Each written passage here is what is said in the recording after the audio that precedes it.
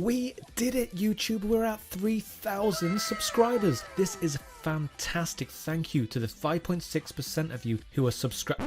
Wait a second. 94.5% of you aren't even subscribed to the channel? Not epic. Look, don't worry. I get it. The subscribe button doesn't work unless you're cool enough to click it. Go ahead, try it.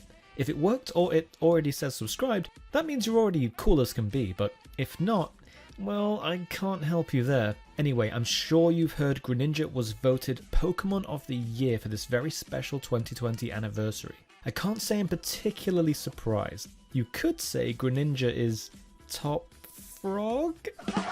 Yeah, sorry about that. Either way, congrats to Greninja and its fans.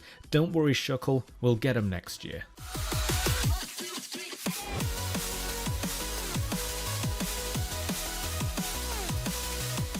So as with every drawing, we're going to start with the head, and here we're going to draw a bit of a unique shape here. We normally start with a circle for the head, but this time we're going to start with almost what looks like a triangle that's, well, it's more like a plectrum shape. If you've ever seen a plectrum that you play a guitar with, it's kind of like that shape. And then we're going to just identify the midpoint of the head with a line that goes right from the middle of this bit here, right from the middle of that, straight down to that point there, and give it an ever so slight curve so we can see that the head is, you know, it's got a bit of a shape to it. It's actually 3D as opposed to a completely two-dimensional object.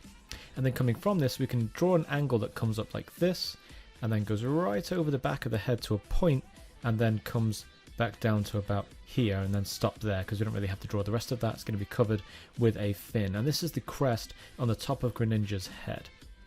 So we're going to build out the shape of the head first, and then from that we're going to start adding the shapes of the body. So I'm going to draw a line down here right to the point at the end of the nose as well, just there. And now that I've got that line in place, I can draw a tall oval right here for one of the eyes straight away. And that line there conveniently forms an eyelid, showing that the eye is half closed, and right underneath this I can draw a pupil just kind of sticking out. Well, an iris, and then a pupil inside it if you want to add that little line just kind of sticking out there from underneath that eyelid. And we may as well finish off this eye with a small notch that heads in towards the center of the head. And that's just a kind of, it's just like a sticky out bit like a frog has, because their eyes really protrude from the sides of their head a bit. So from behind this eye we're going to come up and draw one of the, I guess they're ears? Are these ears? I don't know if they're ears or not. Frogs certainly don't have ears that you can see. They're more like just kind of holes on the sides of the head. So anyway, draw that and then bring it down to the side of the head, and you can just kind of finish it there. And while we're on that note, we may as well draw the other one. This one's going to be at a slightly different angle, going up to about here, but try and keep that length the same. If you can imagine like a dotted line curving these together, if I actually draw a dotted line, you can see the slight curve. Try and get those lengths more or less the same before you bring it back down to about here. And speaking of those fins we mentioned before, we may as well link it all together. So bridge them together with a couple of lines that just kind of swerve from one ear to the other. We can actually tuck that in now, or we can bring this one to about there and bring it down to the back of the head there, and just kind of finish that off there.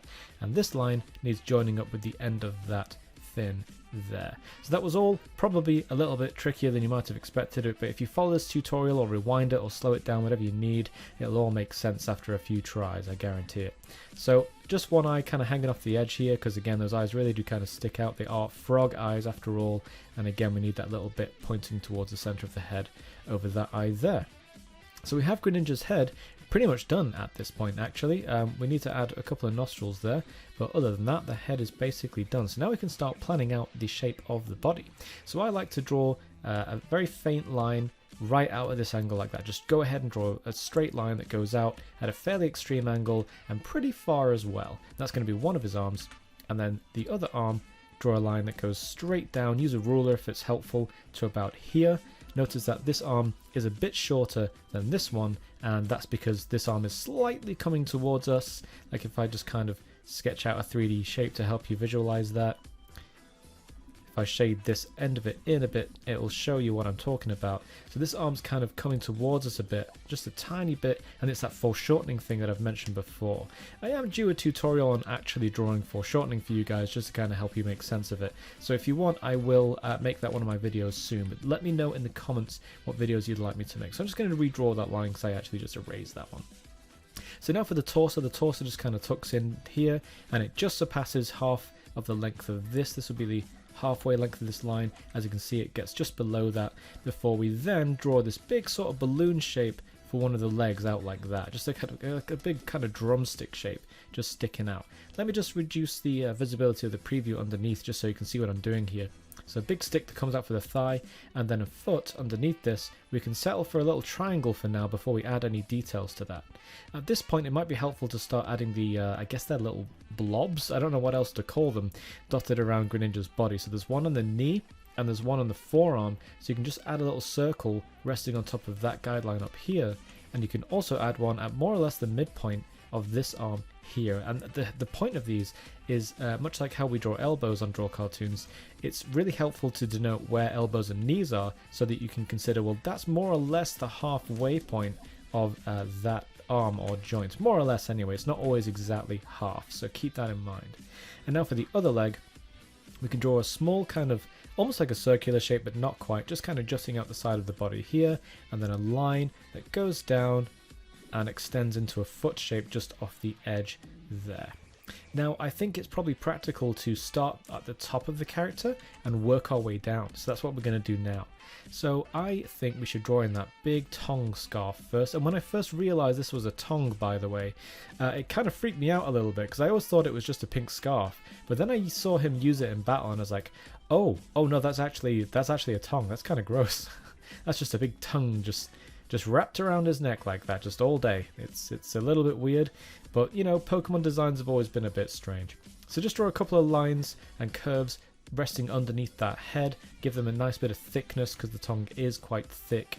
And now, speaking of thickness, we're basically just going to take our existing guidelines, these, we're just going to basically thicken them out into the shapes we want them to be. So we'll start with this arm.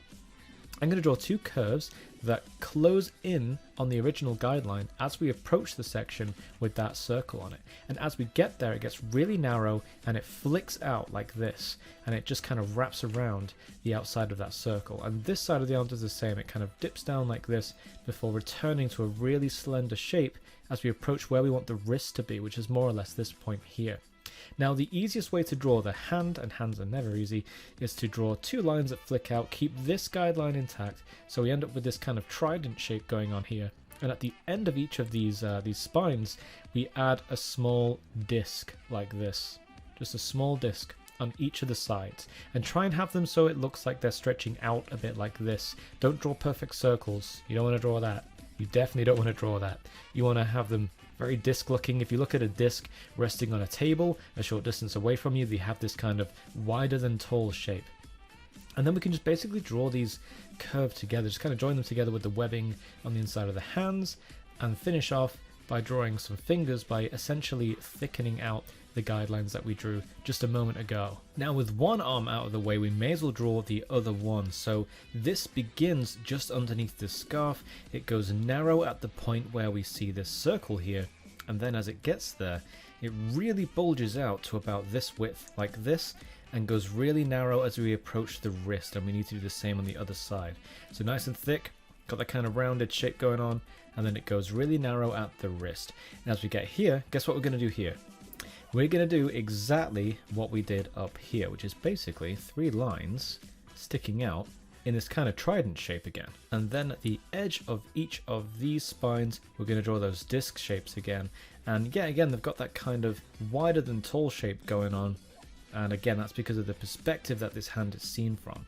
Then we can just kind of draw in those fingers by essentially widening those guidelines we drew, and then stick them together with a bit of webbing, much like a frog has.